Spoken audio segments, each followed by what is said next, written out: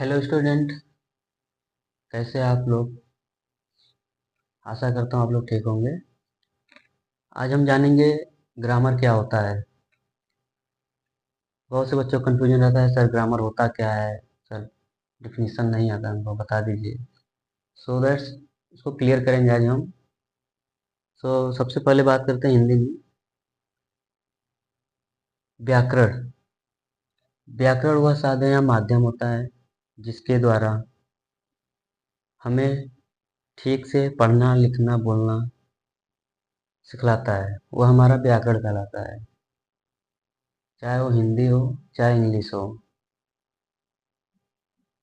और इंग्लिश बात करते हैं ग्रामर का definition. Grammar is a learning by which we learn how to speak, read and write of any language in correct way is called grammar। अब बात करते हैं पार्ट्स ऑफ स्पीच का, जो कि सबसे मुख्य मेन पार्ट होता है ग्रामर का। किसी भी वाक्य को लिखने व बोलने के लिए शब्दों के समूह का प्रयोग किया जाता है। वाक्य में प्रयोग इन सभी शब्दों को कोई न कोई नाम दिया जाता है, जैसे संज्ञा सर्वनाम क्रिया आदि।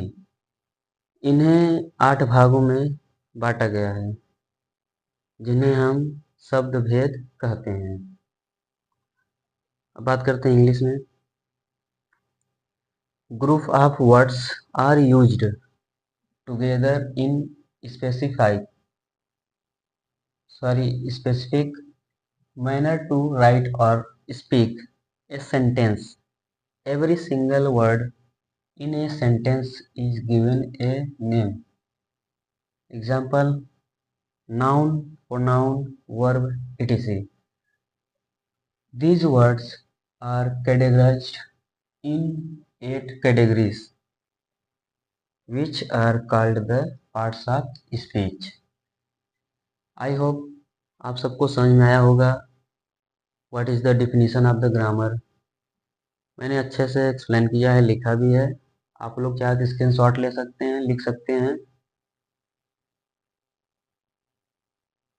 स्क्रीनशॉट ले लीजिए आप लोग, ताकि आप नोट डाउन कर सके अपने बुक में।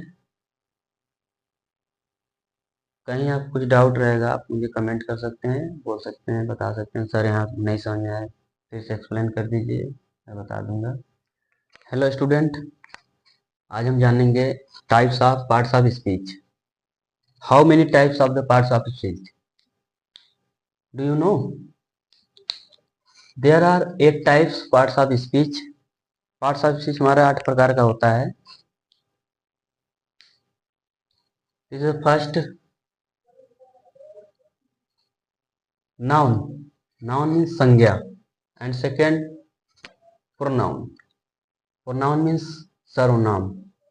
And third adjective. एडजेक्टिव मतलब विशेषण। And fourth verb. वर्ब मतलब क्रिया। And five adverb. एडवर्ब मतलब क्रिया विशेषण। 6 प्रीपोजिशन। प्रीपोजिशन मतलब संबंध सूचक अव्यय। 7वां आपका है कंजक्शन। कंजक्शन मतलब संयोजक। और 8वां आपका है इंटरजेक्शन। इंटरजेक्शन मतलब विस्मय आदि बोधक। कहीं कहीं आपका आर्टिकल को पार्ट्स ऑफ स्पीच का भाग बोल देते हैं, बट ऐसा नहीं होता है। हम जानेंगे उसको आप अभी। पार्ट्स महत्वपूर्ण तथ्य इंपॉर्टेंट फैक्ट। कहीं कहीं आर्टिकल ए एन और द को अलग शब्द भेद माना जाता है, लेकिन अधिकांशतः एडजेक्टिव ही कहे जाते हैं, क्योंकि ये किसी संज्ञा के बारे में कुछ अतिरिक्त सूचना देते हैं। जैसे एक पेन, ए पेन।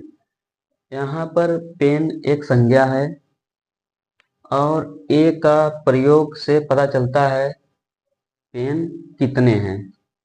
तो स्टूडेंट, हम आर्टिकल को अलग से पार्ट्स ऑफ स्पीच का भाग नहीं बोलेंगे। ये आपका एक प्रकार का एडजेक्टिव होते हैं, ठीक है।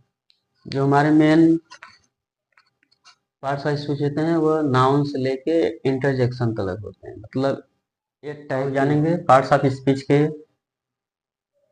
डिफिनीशन को एक लाइन में, एक सेंटेंस में उनका डिफिनीशन जानेंगे। बात करते हैं नाउन का। नाउन क्या होता है? किसी भी व्यक्ति, वस्तु, स्थान के नाम को हम संज्ञा कहते हैं, नाउन कहते हैं। एंड नेक्स्ट है हमारा प्रोनाउन। प्रोनाउन क्या होता है?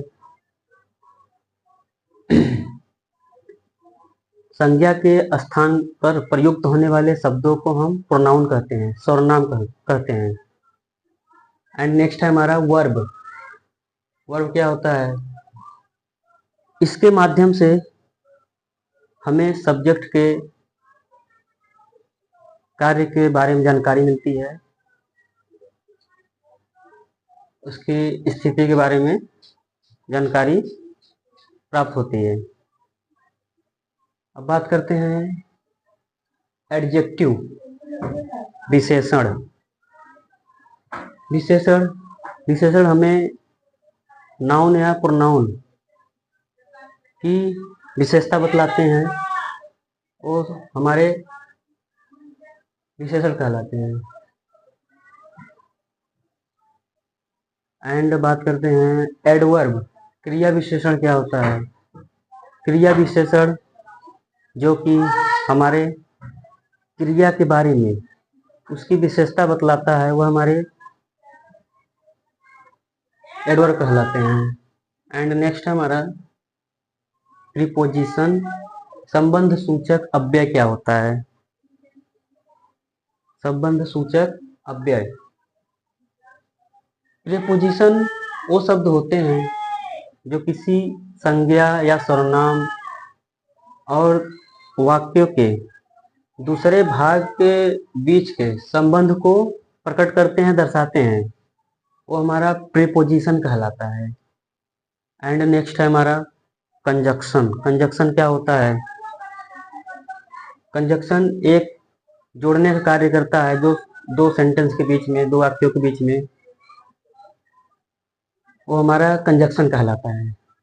एंड नेक्स्ट है हमारा इंटरजेक्शन, विस्मयादि बोधक।